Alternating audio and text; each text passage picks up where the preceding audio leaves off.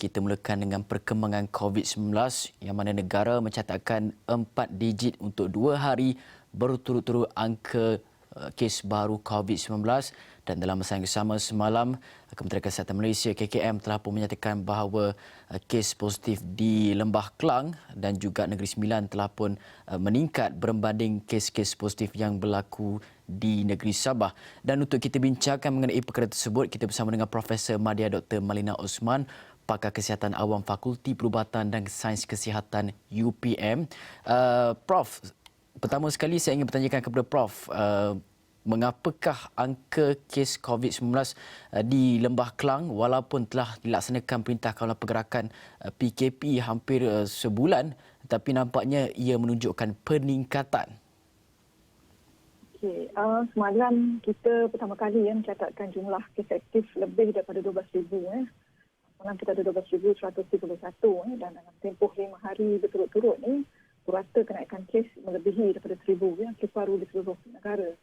Kalau kita lihat kepada pola semasa, iaitu di Lembah Kelang, Negeri Selangor, Wilayah Persekutuan dan juga Wilayah Kuala Lumpur dan juga Putrajaya, dan kita tambahkan lagi dengan Negeri Sembilan, memang kenaikan kes baru yang dicatatkan melebihi daripada apa yang dicatatkan di Sabah.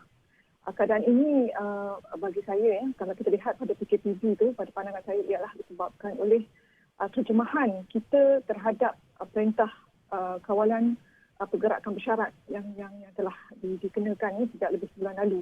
Maksudnya ia adalah sebenarnya satu keadaan yang terhasil daripada aras kepatuhan kita terhadap cadangan-cadangan untuk kita patuh kepada PKPB itu. Maksudnya ada lagi sebahagian daripada individu kita yang berada di tempat-tempat yang dikenakan perintah PKPB itu tidak mematuhi SOP yang telah cadangkan ataupun dinasihatkan. Dalam keadaan tersebut juga kalau kita lihat di Selangor dan juga di Negeri Sembilan, tempat-tempat tersebut mempunyai banyak penempatan berasrama dan juga mereka yang perlu keluar bekerja di tempat-tempat yang memiliki jumlah pekerja yang agak ramai. Jadi kalau kita tidak mematuhi pada SOP dan sebagainya, ia membuka peluang kepada tercetusnya kes baru dan juga kluster-kluster yang baru. Jadi untuk menurunkan kes, kita tidak ada pilihan lain selain daripada kita patuh kepada arahan untuk kekal dalam struktur untuk kita mematuhi SOP yang telah dicadangkan. Prof, dalam masa yang sama juga setelah beberapa lama Perintah Kawalan Pergerakan dimulakan dengan Negeri Sabah. Kalau tak salah saya, Negeri Sabah mulakan PKPB, kemudian disusuli dengan Lembah Kelang, disertai dengan beberapa daerah lain Putrajaya dan juga Labuan. Tapi nampaknya tempoh Perintah Kawalan Pergerakan itu sejak dilaksanakan, kita dapat saksikan bahawa graf penurunan angka jangkitan baru itu seakan-akan lambat satu. Kemudian ia tidak menunjukkan keberkesanan yang tinggi. Dan ini bukan sahaja disuarakan oleh rakyat Malaysia tapi juga pakar kesihatan yang lain juga. Jadi adakah wajar untuk kita kembali kepada Perintah Kawalan Pergerakan di Lembah Kelang sahaja ataupun melaksanakan Perintah Kawalan Pergerakan diperketatkan PKPD di Lembah Kelang ini? Okey. Dari segi pelaksanaan sebenarnya saya lebih cenderung kalau PKPD itu dapat dilaksanakan di tempat-tempat yang terjejas. Bagaimanapun saya difahamkan di peringkat Barisan Hadapan kita mendapati ada pelbagai kekangan termasuk di tempat-tempat yang berkepadatan tinggi yang mana terdapat banyak kawasan-kawasan yang mempunyai banyak jalan raya ataupun accessibility ke kawasan tersebut yang menyukarkan untuk kita melaksanakan PKPD di samping logistik dan juga kaki tangan yang sedia ada. Sehubungan dengan itu, PKPB adalah merupakan yang terbaik untuk dilaksanakan. Bagaimanapun PKPB ni kalau kita lihat dari segi teorinya, dia sangat bergantung kepada usaha inisiatif dari individu masyarakat itu sendiri untuk patuh kepada SOP. Kalau kita lihat daripada pola perjalanan waktu PKPB dikenakan di Selangor dan juga Wilayah Persekutuan Putrajaya dan Kuala Lumpur, sekiranya kita semua dapat patuh komit terhadap SOP yang dilaksanakan, tempoh tu mungkin akan lebih pendek. Bagaimanapun sepanjang tempoh berkenaan, kita dapati ada yang masih menganggap PKPB itu hanyalah sekadar arahan yang boleh diberikan pilihan. Kita nak ikut boleh, tak ikut pun tak apa. Itulah sebabnya kita saksikan bahawa bila nasihat untuk PKPB, ada yang balik kampung, pergi ke tempat-tempat lain. Termasuk juga apabila baru-baru ni kita dapati bila PKPD dilaksanakan, kerajaan bagi tempoh untuk mereka bersiap sedia. Tapi tempoh untuk bersiap sedia itu bukan dilakukan untuk bersiap sedia untuk tinggal di tempat tersebut, tapi mereka pergi ke tempat-tempat lain, menyewa di hotel-hotel yang berpatutan dan sebagainya. Dan ini menyukarkan tindakan di kalangan Barisan Hadapan untuk melakukan pengesanan kes. Jadi kita sebenarnya berdepan dengan sikap ataupun cara tindak penerimaan sebahagian besar daripada masyarakat. Yang saya lihat di sini ialah ada di kalangan kita yang berada dalam masyarakat tapi tidak menganggap diri mereka sebahagian daripada masyarakat yang perlu patuh kepada arahan Kementerian Kesihatan dan juga kerajaan secara keseluruhan.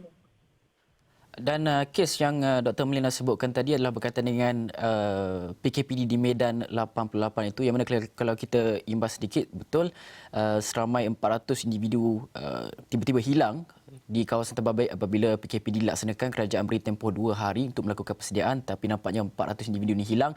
Ya, dan hari ini sejak daripada beberapa hari lepas ada individu-individu yang hilang ini telah pun tampil dan sebagainya.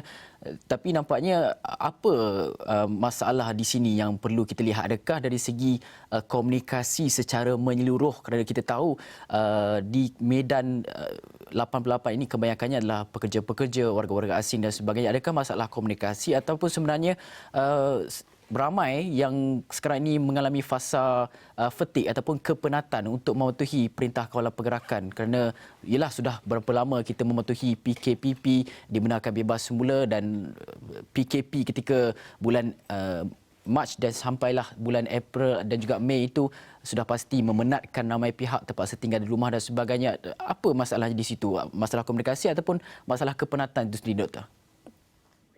Kalau soalan ini ditanya kepada saya secara individu, saya pun akan memberikan pendapat. Saya pun tak suka kalau dikenakan tindakan PKPB.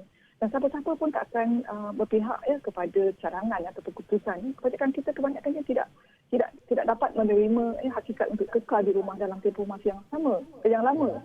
Jadi bila kita berbalik kepada nasihat-nasihat dan juga syur yang dikenakan oleh Kementerian Kesihatan dan juga fakta-fakta saintifik yang telah ditunjukkan oleh negara-negara lain, keadaan yang mana kita harap kita dapat membendung kawalan ini supaya kita tidak melumpuhkan sistem perkhidmatan kita.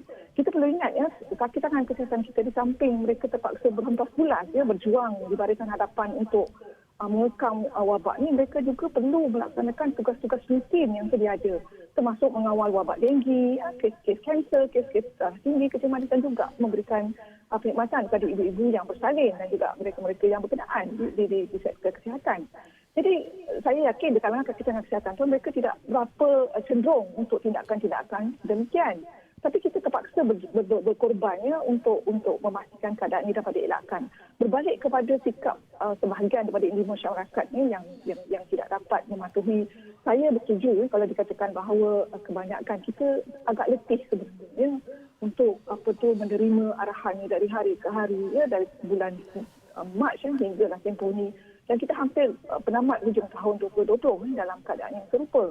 Dan di samping itu juga kita berhadapan dengan segelintirnya individu-individu yang menyuarakan pendapat mereka yang memberikan memperkenalkan diri mereka sebagai pakar dan mengemukakan pandangan-pandangan yang bertentangan dengan apa yang dikemukakan oleh Kementerian Kesihatan.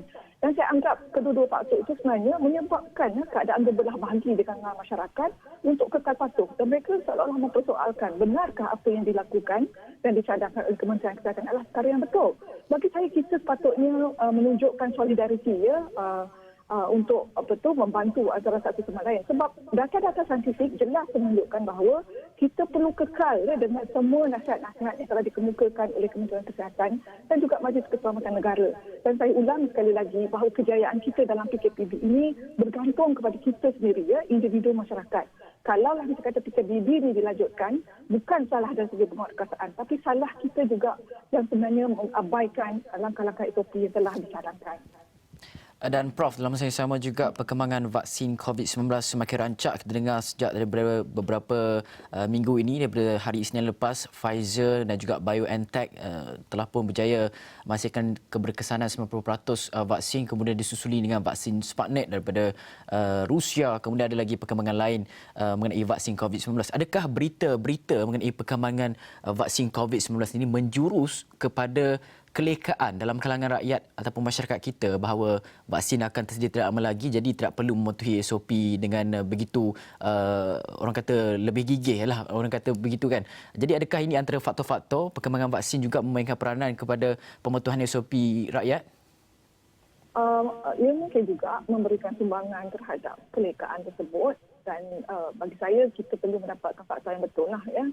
Kita memang sangat berharapkan kewujudan vaksin dalam masa yang terdekat ya, supaya kita dapat mengatasi semua isu-isu terutama yang berkaitan dengan kemasyarakatan dapat diatasi dalam tempoh yang cepat yang mungkin ya, dan di samping itu juga kita dapat meredakan ya betul beban kerja yang ditanggung oleh anggota barisan hadapan ya, bukan saja di kalangan kakitan kesihatan tapi juga di kalangan anggota-anggota pertahanan, polis dan sebagainya yang terlibat. Bagaimanapun saya anggap juga satu lagi keadaan yang menyumbang kepada keadaan itu ialah salah faham terhadap nilai R0 ya yang dibentangkan oleh Kementerian Kesihatan baru-baru ini ya. Penurunan R0 ya yang dinyatakan itu menunjukkan bahawa tindakan Kementerian Kesihatan ya sebelum ni, maksudnya data itu berdasarkan data retrospektif yang telah berlaku, bahawa tindakan mereka mengenakan tindakan PKPB itu adalah tepat, iaitu maksudnya dengan adanya PKPB keboleh jangkitan itu berkurang. Bagaimanapun, ianya bukanlah bermakna bila kita melihat data itu berkurang, kita boleh melepaskan tanggungjawab untuk terus betul melaksanakan komitmen kita terhadap kepatuhan dapat dilonggarkan. Itu bukan bermakna macam tu. Kita mesti terus melaksanakan kepatuhan tersebut sehinggalah kes-kes aktif, kes-kes kes baru dan juga mereka yang di dalam ICU dan menerima rawatan bantuan pernafasan dapat dikurangkan. Dan seterusnya kita dapat kembali ya, kepada satu angka dan juga sifar. Okey, baiklah. Terima kasih Profesor Mada Dr. Melinda Osman, Pakar Kesihatan Awam Fakulti Perubatan dan Sains Kesihatan UPM atas perkongsian mengenai kes COVID-19 dalam negara yang dilihat meningkat di sekitar Lembah Kelang dan juga Negeri Sembilan berbanding di Sabah.